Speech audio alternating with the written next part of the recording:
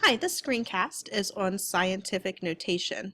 So scientific notation is a way of taking very, very large numbers or very, very small numbers and expressing them in a more manageable way.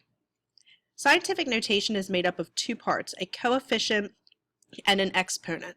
So for example, if we have the number 0.00012, to write that number in scientific notation, we would write 1.2 times 10 to the negative fourth. The 1.2 is the coefficient. The coefficient must be a number that is greater than or equal to 1, but less than 10. The 10 to the negative fourth is the exponent. The exponent will be negative if the number is very small, or it would be positive if the number is very large.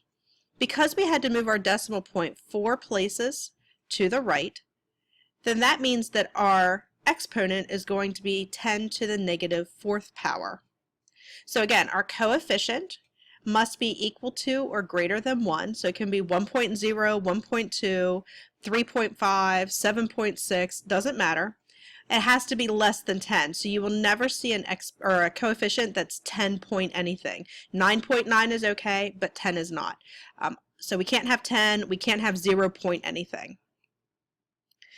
So how do we determine our exponent? Well, if we move our decimal point to the left, then our exponent will be positive. So as we look at this number, this is a very large number, we want to move our decimal point to the left until we end up with a number that is equal to or greater than 1, but less than 10. So we have to move it all the way over here between the 5 and the 7.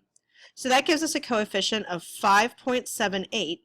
Now I need to count how many times I move my decimal point.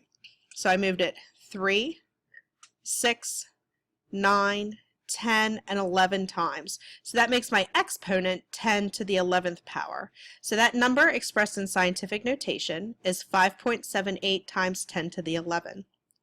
If, however, I move my decimal point on the original number to the right, then my exponent will be negative. So in this example, I have 0.000 0.000000578. I'm going to be moving my decimal point to the right until I get it to a place where I will end up with a coefficient that is greater than or equal to 1, but less than 10.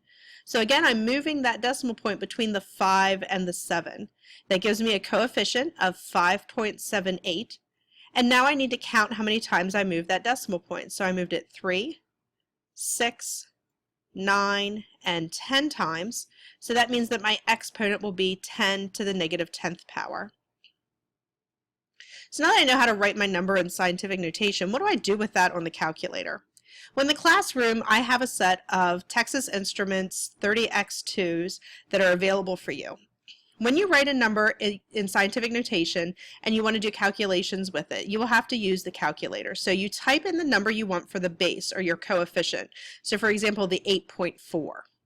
And then don't type in times or 10. You just need to use the calculator's exponent key. So you're going to press the second button and then the x to the negative 1. If you look above that, written on the calculator will say EE. So you hit the second button and then the EE, and then you simply enter your exponent. So you would type 8.4, so 8.4, second, x to the minus 1, negative 6.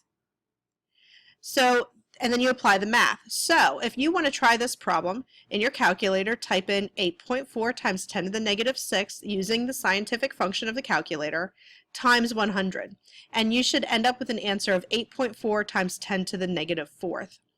If you have a calculator other than a TI 30X2, sometimes the buttons are a little different.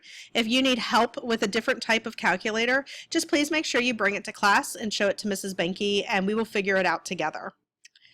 So what I'd like you to do is complete these practice problems in your notes. So for the first 4 problems, just write the number expressed in scientific notation. And for the last 3 problems, using your calculator, solve those mathematical functions and write your answer down. Make sure you show your notes and your practice problems to Mrs. Benke.